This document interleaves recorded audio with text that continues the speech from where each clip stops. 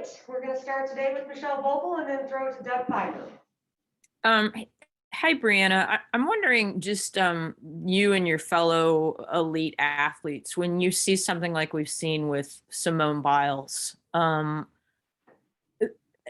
do you guys talk about when you talk about that? Because you all understand the pressure, but maybe everybody, doesn't. Um, Most people don't, they've never been in that situation. What have you thought about it, and have you talked to other, maybe your teammates or anyone else about that? Yeah, I mean, thoughts on Simone Biles is, we've seen it with Naomi Osaka as well, but mental health is real, and making sure that you're in a great mental state of mind isn't always the easiest thing, and especially here at the Olympics, you see that everything is heightened, the pressure is heightened, the pride is heightened, the wanting to represent your country and do everything you possibly can to win is everywhere. So, I mean, I think for us as athletes, we feel that. And, it's making sure we have a happy balance with USA Basketball. We have a great group around us, making sure that we're continually in a good headspace. And it's something that, we've all, I think, learned to do even more, especially playing in bubbles or being in quarantine or whatever the case may be. This year, this past couple of years have not been easy. So I think for Simone, just a lot of respect for her, for what she's done, for what she's been able to do for USA Gymnastics. And I think we're just here, making sure we're in her corner. Just one other question. One of the things Kelsey Plum said earlier today, or would be last night there after they won, was that you were really an inspiration to her because of, as she said, you sort of redefined what you could do after an Achilles injury, and she picked your brain about that. I'm just wondering how gratifying it was for you to see her, the whole team, but for her to come back from that injury, and maybe some of the things you shared with her about doing that. Yeah, I mean, obviously for Kelsey to be able to come back from her Achilles, a little over a year later, and have a gold medal, is a lot of credit to her. I know she said she picked my brain, but she was the one that was doing the rehab. She was the one that was in the gym. She was the one that kind of trusted the process while it was a roller coaster of a ride. And I was actually thinking about this before, but between myself, KD, and Kelsey, we're three athletes who have kind of defied the odds for returning to play from an Achilles injury. So it's something that's, incredible, I think. And I'm really happy for Kelsey and for 3-on-3 to have won the gold. Thank you. Doug Feinberg, and then we'll go to Tyler Bronski with Nesson. Hey, Stewie. So what does it say about how versatile and good these bigs on your team are that you're starting at the 3 when you usually play the 4, I think, on your own team, and you start Asia, and BG, and then you have Sylvia and Tina coming off the bench? I mean, no one in the world can match that, I don't think.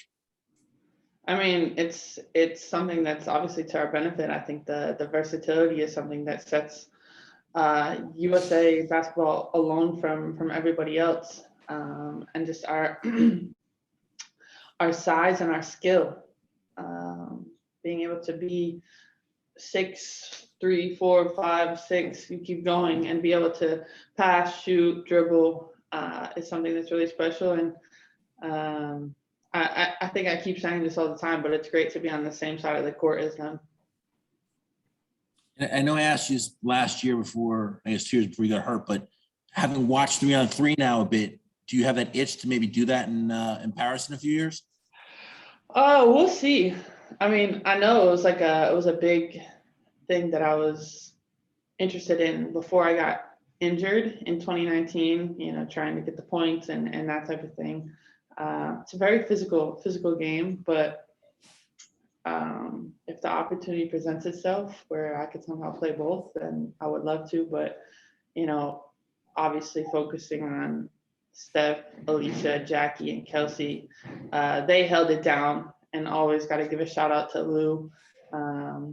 But they did an amazing job, and I'm sure that they'll be back in Paris in 4 years. Thanks, Stewie. Tyler? Hey, Stewie, what's been the emphasis at practice as you guys prepare for Japan? The emphasis of practice has been to continue to play aggressive, but play smart. We had 25 turnovers against Nigeria, and we're playing Japan, and they're just as aggressive of a team, trying to turn us over, trying to trap us. So making sure that we're ready for that, prepared for that, and using our size to our advantage. Doug asked about it, but continuing to kind of pound the ball in the paint, and then knock down shots from the outside, and we should be able to get whatever we want. And you've been present at both the men's games so far. What do you look at or try to pick up when you watch their games?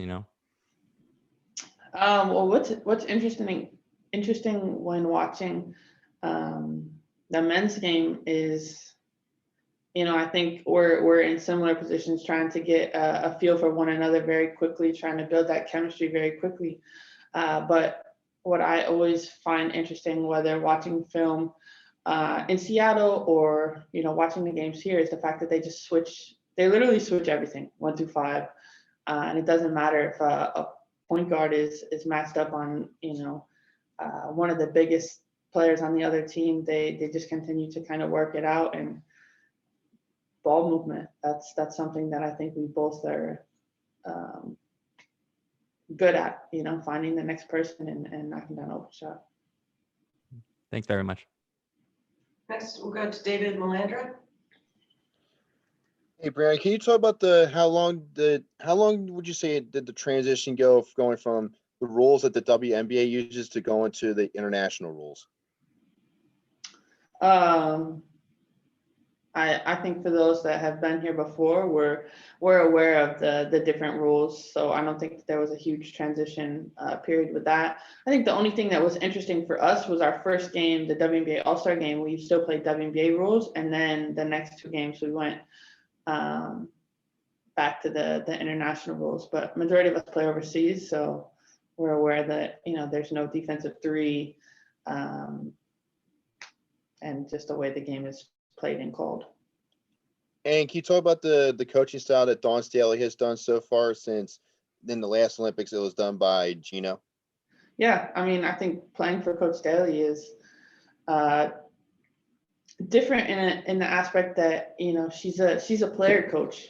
She's obviously been in the Olympics. She's been representing USA basketball on the court, and now she's doing it from the sidelines. So a lot of the positions that we're in on the court, she's been there before, and having that type of guidance is different for us, because we don't usually have that, and also at the same time really special and helpful. And I think also she gives us the opportunity to let us play. She gives us some looks as far as offensively, defensively, what we're trying to get done, but from there, we're all great players, and we go make great plays.